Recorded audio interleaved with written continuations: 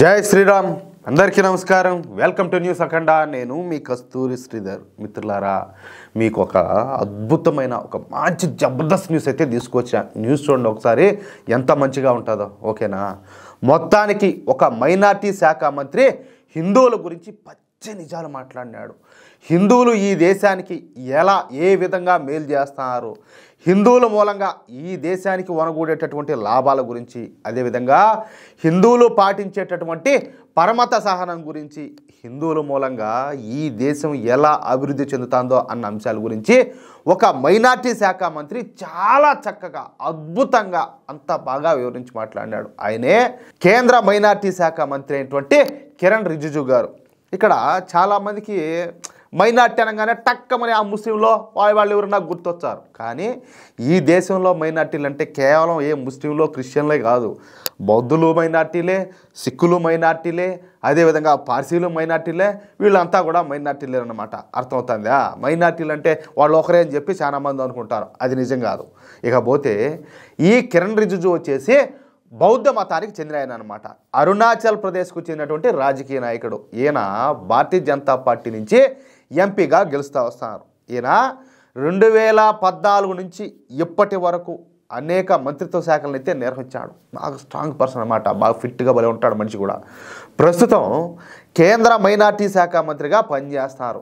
ఈయన ఒక బౌద్ధుడు అని చెప్పుకున్నాం కదా, అంటే ఈయన కూడా మన దేశంలోని మైనార్టీ వర్గానికి చెందినవాడు అనమాట.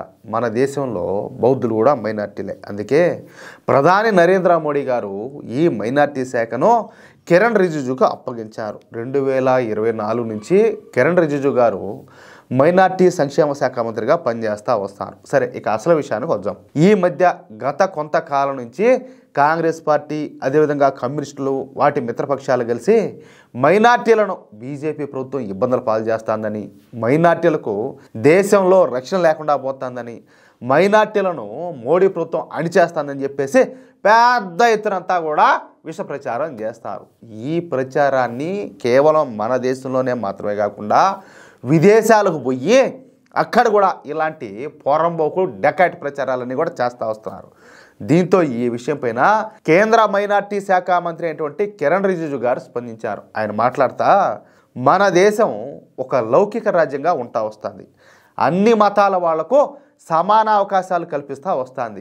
మన దేశంలో ఉన్నంత సర్వమత సమ్మేళనం ప్రపంచంలో మరే దేశంలో కూడా లేదు. ఇందుకు కారణం వచ్చేసి ఎవరో తెలిసినా హిందువులే. హిందువులు ఈ దేశంలో మెజారిటీ ప్రజలుగా ఉండారు కాబట్టే ఈ దేశంలో మైనార్టీలు సురక్షితంగా సంతోషంగా ఉండగలుగుతారు. 100% ఏం చెప్పింది అయితే వాస్తవం. ఇప్పుడు పాకిస్తాన్ ఉండాలి, పాకిస్తాన్లో వచ్చేసి మైనార్టీలు ఎవరు? హిందువులు, క్రిస్టియన్లు అంతా ఉన్నారు. వాళ్ళు స్వేచ్ఛగా స్వతంత్రంగా ఉండారా? సంతోషంగా ఉండారా? లేదే. బంగ్లాదేశ్ ఉండాలి, బంగ్లాదేశ్లో దాదాపు మన హిందువులు వచ్చేసి 1 కోటి మంది దాకా ఉన్నారు. వాళ్ళు ఈరోజు సంతోషంగా ఉండారా? స్వేచ్ఛగా ఉండారా? లేదే. వాళ్ళ మీద దాడులు నిత్యకృత్యంగా జరుగుతూనే ఉన్నాయి. ఇంకా ఆఫ్ఘనిస్తాన్ విషయానికి వస్తే అక్కడ హిందువు అనేవాడే లేకుండా పోయినాడు. ఈ విధంగా జరుగుతుందన్నమాట. ఇకపోతే హిందువులు మెజార్టీగా ఉండడం మూలంగానే మైనార్టీలు సంపూర్ణ స్వేచ్ఛను, రక్షణను పొందగలుగుతారు. నేను ఒక మైనార్టీ శాఖ మంత్రిగాను, అలాగే గత 11 సంవత్సరాల నుంచి కేంద్ర మంత్రిగాను దేశం మొత్తం కూడా తిరుగుతూ ఉండా. ఇంతవరకు మైనార్టీ వర్గాలకు చెందినటువంటి ఏ ఒక వ్యక్తి కూడా ఈ దేశంలో రక్షణ లేదని, ఈ దేశంలో స్వేచ్ఛ లేదని, ఈ దేశంలో తమకు హక్కులు లేవని ఈ దేశాన్ని వదిలిపెట్టయితే ఎవరు కూడా పోలా. అందుకు నేనే సాక్ష్యం. ఈ దేశంలో మెజారిటీ ప్రజలైనటువంటి హిందువులకు, అదేవిధంగా మైనార్టీ ప్రజలకు ఒకే రాజ్యాంగం అమల్లో ఉండాలి. ఈ దేశంలో మైనార్టీలు పొందుతున్న సౌకర్యాలు, పథకాలు, అదేవిధంగా ఇతర సాయం కూడా మరే దేశంలోని ఏ మైనార్టీ వర్గం కూడా పొందడంలే. అర్థమవుతుందా? అంటే ఈ దేశంలో, మన భారతదేశంలో మైనార్టీలు పొందుతున్నటువంటి హక్కులు, అన్ని హక్కులు ప్రపంచంలో మరే దేశంలో ఉన్నటువంటి మైనార్టీలు కూడా పొందడంలే. ఈ దేశంలో హిందువులకున్న పథకాలన్నీ కూడా మైనార్టీలు స్వేచ్ఛగా పొందుతారు. కానీ మైనార్టీలకు ఉన్న పథకాలను మెజార్టీ హిందువులే పొందలేకపోతారు. షబాష్, ఇది మాట అంటే ఇది నిజం.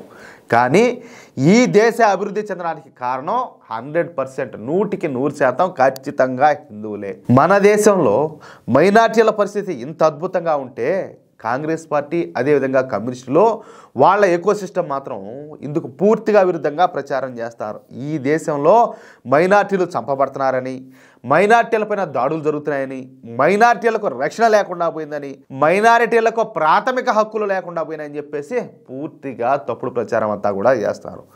ఇలాంటి తప్పుడు కథనాల మూలంగా మన దేశం ప్రతిష్ట అయితే దిగజారిపోతుంది. నిజంగా ఈ దేశంలో నష్టపోతుంది ఎవరయ్యా అంటే అది హిందువులే. కానీ ప్రచారం మాత్రం అందుకు విరుద్ధంగా జరుగుతుంది. ఇలాంటి ప్రచారాలు చేయడానికి ఈ కాంగ్రెస్ పార్టీ, కమ్యూనిస్టు పార్టీలు, వాటి తోక పార్టీలు నిజంగా సిగ్గుపడాల. వాళ్ళ ఓటు బ్యాంకు రాజకీయాల కోసం దేశ గౌరవంతో ఆడుకుంటున్నారంటూ దేశ మైనార్టీ శాఖ మంత్రి అయినటువంటి కిరణ్ రిజిజు గారు హిందువుల గురించి అద్భుతంగా వివరించారు. మన దేశంలో హిందువుల పరిస్థితి గురించి చక్కగా వివరించారు. ఇక్కడ మళ్ళీ మీకు ఒక ఉదాహరణ గుర్తు చేస్తున్నా.